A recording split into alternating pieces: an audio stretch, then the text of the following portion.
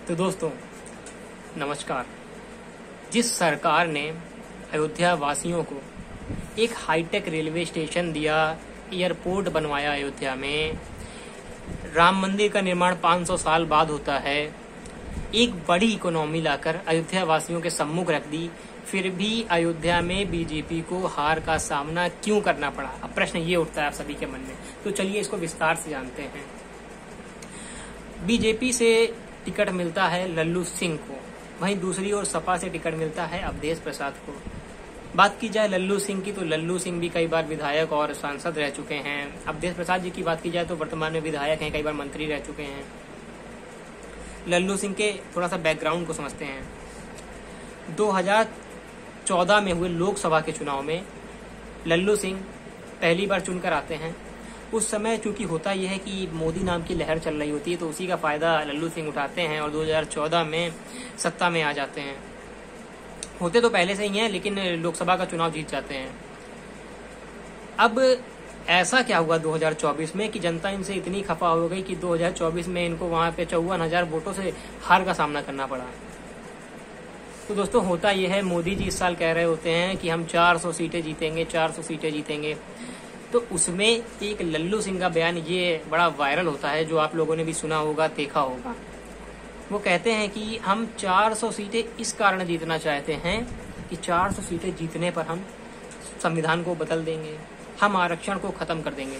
उनके द्वारा कही गई इस बात को सपा और कांग्रेस के जो बड़े नेता होते हैं वो पकड़ते हैं और वो कहते हैं इस बात से तो हमें खतरा है।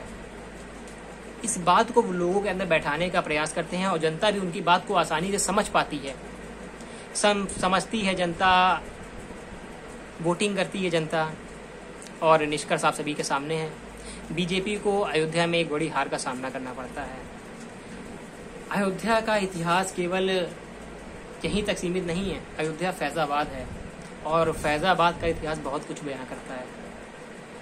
बात की जाए दूसरे कारण की, तो दूसरा सबसे बड़ा कारण ये होता है कि राज्य सरकार में हमें बहुत सारे पेपर लीक इस बार देखने को मिलते हैं।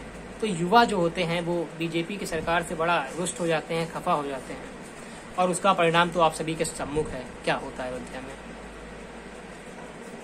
अयोध्या में ही नहीं, केवल पूरे हमें उत्तर भारत यानी कि उत्तर प्रदेश में हमें ये देखने को मिलता है। बीजेपी पहले सब अधिकतर सीटें जीत रही थी, इस बार उसे अपनी कुछ सीटें जीतने के कारण बहुत संघर्ष करना पड़ा उसे। दोस्तों बात की जाए तीसरे सबसे प्रमुख कारण की, तो तीसरा सबसे बड़ा कारण ये है कि अयोध्या में चाहे भक्ति पथ हो, राम जन्मभूमि पथ हो, जो कि 14 किलोमीटर से भी ज्यादा लंबा था, इस मार्ग में पड़ने वाली जो दुकानें हैं, जो घर हैं, सड़क का चौड़ीकरण होता है और ये मकान और घर जो यहाँ पे 100-200 साल से भी अधिक पुराने होते हैं। अब चूंकि पुराने समय में लोगों के पास कागजात नहीं होते थे, तो उनके घर को तोड़ दिया जाता है, और उनके घर को तोड़ दिया जाता है, उनको मुआवजा नहीं मिल पाता है। इस कारण भी जनता बीजेपी से काफी रुष्ट हो जाती है, और इस कारण हमें अयोध्या में बीजेपी की एक बड़ी हार देखने को मिलती है। बात की जाए चौथे सबसे बड़े कारण की, तो लल्लू सिंह इस चक्कर में होते हैं कि बीजेपी आसानी से अयोध्या में जीत जाएगी, लेकिन नहीं दोस्तों। अवधेश प्रसाद और सपा पार्टी, चाहे वो ओबीसी वोट हो, उसको पूरा एकत्र करती है। मुसलमान बीजेपी के खिलाफ वोट करते हैं।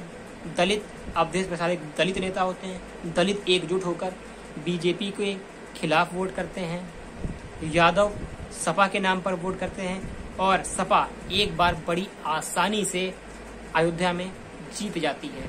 तो दोस्तों ये थे कुछ मुख्य कारण जिससे बीजेपी को अयोध्या में हार का सामना करना पड़ा।